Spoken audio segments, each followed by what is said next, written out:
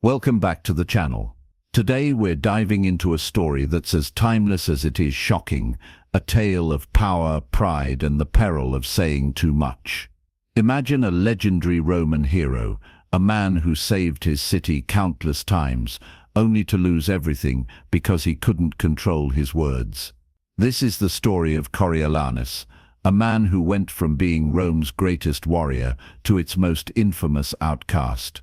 But this isn't just a history lesson, it's a masterclass in the art of silence, influence, and authority. Stick around, because by the end of this video, you'll learn how saying less can actually give you more power. And if you're new here, don't forget to hit that subscribe button. I drop a new video every week, and you won't want to miss what's coming next. Refusal of the law. Gnaeus Marcius, also known as Coriolanus, was a renowned military hero of ancient Rome. Born into the patrician class, Rome's aristocracy, Coriolanus earned his nickname after capturing the Volscian city of Corioli in 493 BC, a key victory during the early Roman Republic. In the first half of the 5th century BC, he won numerous critical battles, rescuing the city from disaster repeatedly. His mother, Veturia, was a significant influence on his life, instilling in him a sense of duty and pride. Because he spent most of his time on the battlefield, few Romans knew him personally, which added to his legendary status. In 454 BC, during a period of political tension between the patricians and plebeians known as the Conflict of the Orders, Coriolanus decided to leverage his fame and enter politics. He ran for the high office of consul, a position established after the fall of the Roman monarchy in 509 BC. Traditionally, candidates delivered a public speech early in the campaign, and when Coriolanus appeared before the people, he began by displaying the dozens of scars he had earned over 17 years of fighting for Rome. Few in the crowd paid attention to his lengthy speech. The scars, symbols of his bravery and loyalty, moved the people to tears. Coriolanus's victory seemed assured. However, on election day, Coriolanus entered the forum, accompanied by the entire Senate and the city's patricians, the aristocracy. The common people who witnessed this were unsettled by such a bold display of confidence. This moment reflected the growing divide between the patricians and plebeians, a struggle that had led to the creation of the Tribune of the Plebs in 494 BC to protect commoners' rights. Coriolanus spoke again, addressing mostly the wealthy citizens who had accompanied him. His words were haughty and disrespectful. He boasted of his battlefield achievements, made sarcastic jokes that only amused the patricians, accused his opponents angrily, and speculated about the wealth he would bring to Rome. This time, the people listened closely. They had not realized that this legendary soldier was also a common braggart. His arrogance alienated both the plebeians and patricians, a fatal flaw in Roman politics. News of Coriolanus's second speech spread quickly, and the people turned out in large numbers to ensure his defeat. Humiliated, Coriolanus returned to the battlefield, bitter and vowing revenge on the common folk who had rejected him. Weeks later, a large shipment of grain arrived in Rome, a recurring issue in Roman politics that often sparked conflict between the classes. The Senate planned to distribute this food to the people for free, but as they prepared to vote, Coriolanus appeared and took the floor. He argued that the distribution would harm the city. Several senators seemed swayed, and the vote was thrown into doubt. Coriolanus didn't stop there. He condemned democracy itself, advocating for the removal of the people's representatives, the tribunes, and the transfer of power to the patricians. This stance echoed the earlier struggles of the Conflict of the Orders, where plebeians fought for political equality. When word of Coriolanus's latest speech reached the people, their fury knew no bounds. The tribunes, established to protect plebeian rights, demanded that Coriolanus appear before them. He refused. Riots erupted across the city, reminiscent of the unrest that had led to the creation of the Tribune of the Plebs. Fearing the people's wrath, the Senate finally voted in favor of the grain distribution. The tribunes were appeased, but the people still demanded that Coriolanus apologize. If he repented and agreed to keep his opinions to himself, he would be allowed to return to the battlefield. Coriolanus appeared one last time before the people, who listened in silence. He began softly but grew increasingly blunt. Once again, he hurled insults. His tone was arrogant, his expression contemptuous. The more he spoke, the angrier the people became. Finally, they shouted him down. The tribunes condemned Coriolanus to death and ordered the magistrates to throw him from the Tarpeian Rock, a cliff used for executing traitors.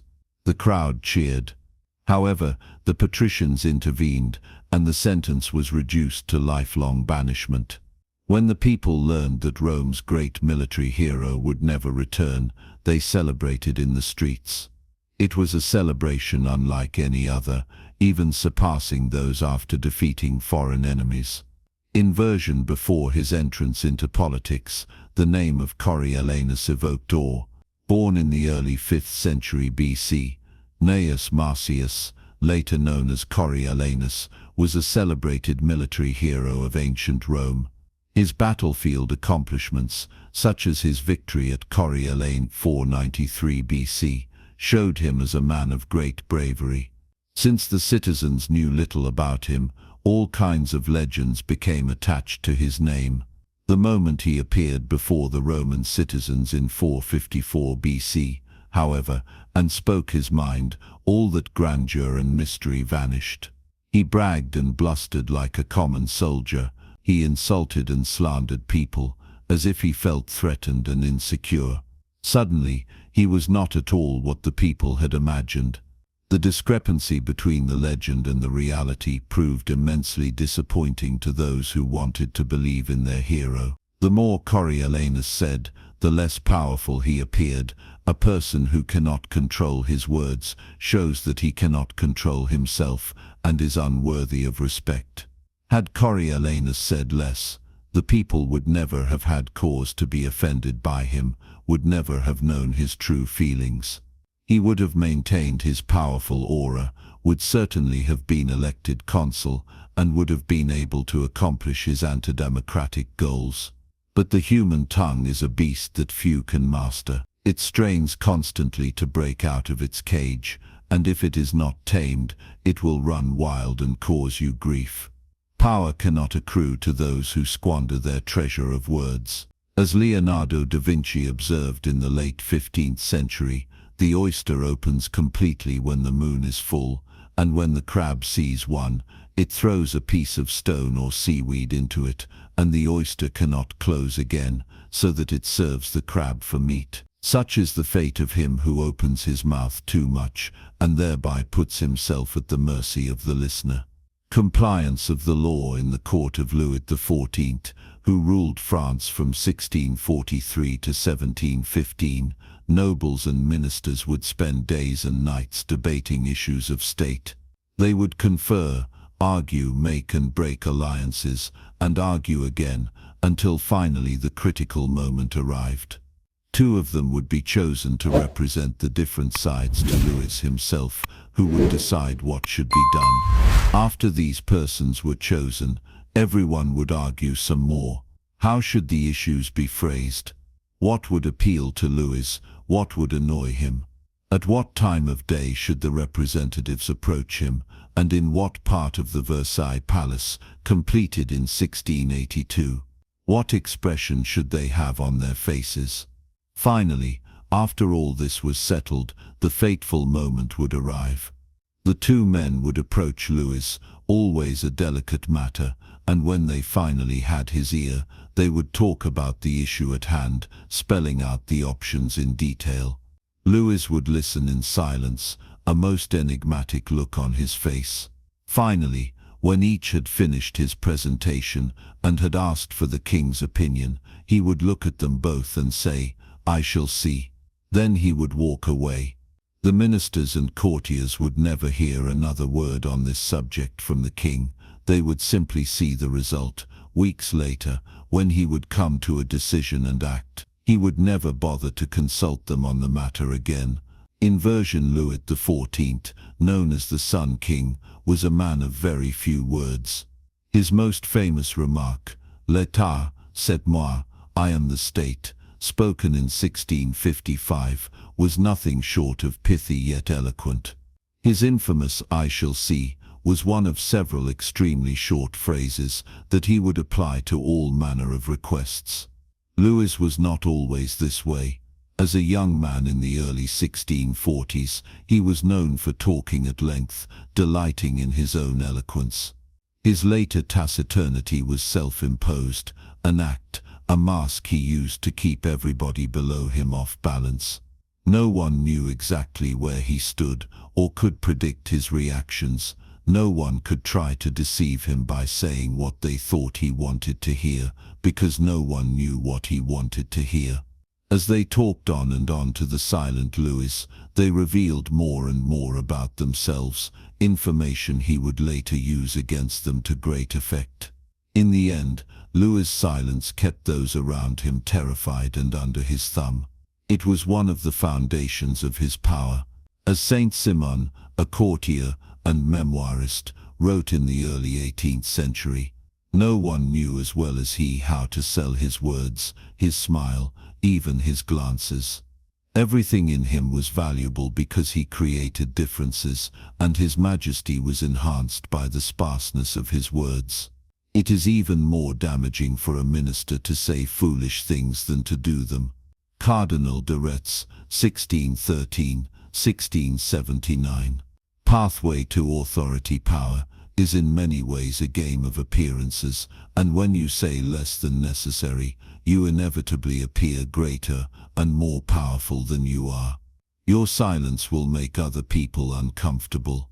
Humans are machines of interpretation and explanation. They have to know what you are thinking. When you carefully control what you reveal, they cannot pierce your intentions or your meaning. Your short answers and silences will put them on the defensive, and they will jump in, nervously filling the silence with all kinds of comments that will reveal valuable information about them and their weaknesses. They will leave a meeting with you feeling as if they had been robbed, and they will go home and ponder your every word. This extra attention to your brief comments will only add to your power. Saying less than necessary is not for kings and statesmen only. In most areas of life, the less you say, the more profound and mysterious you appear.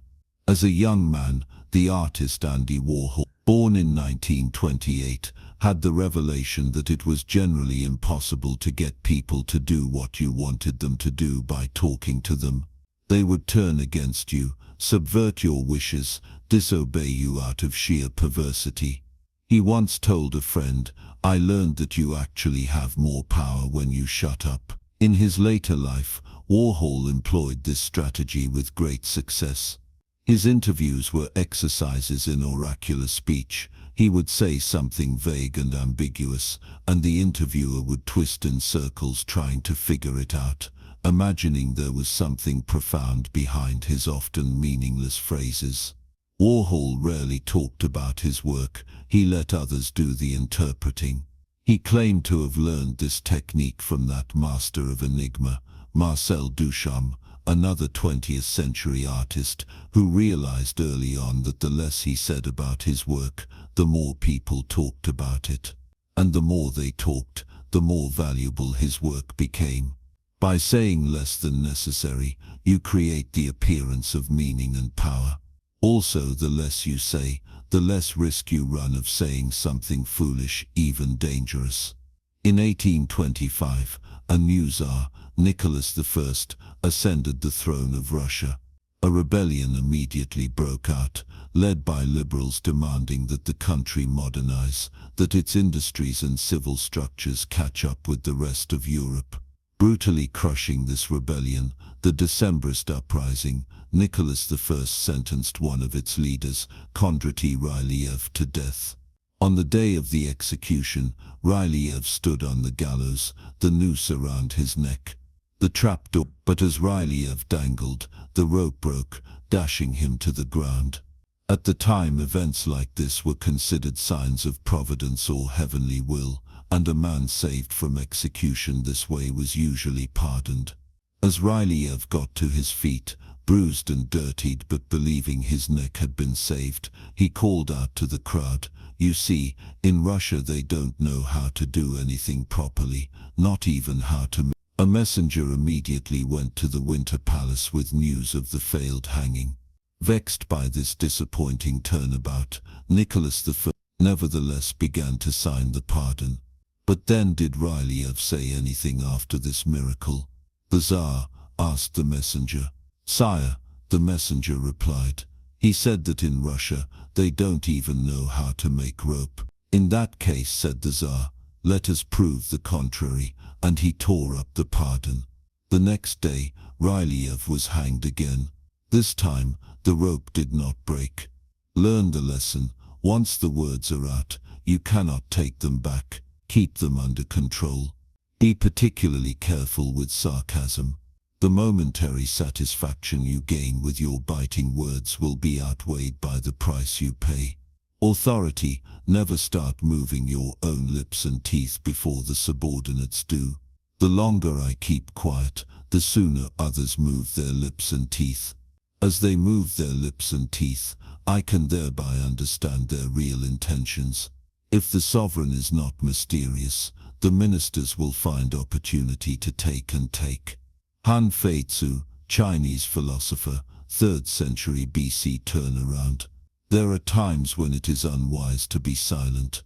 Silence can arouse suspicion and even insecurity, especially in your superiors. A vague or ambiguous comment can open you up to interpretations you had not bargained for. Silence and saying less than necessary must be practiced with caution then and in the right situations.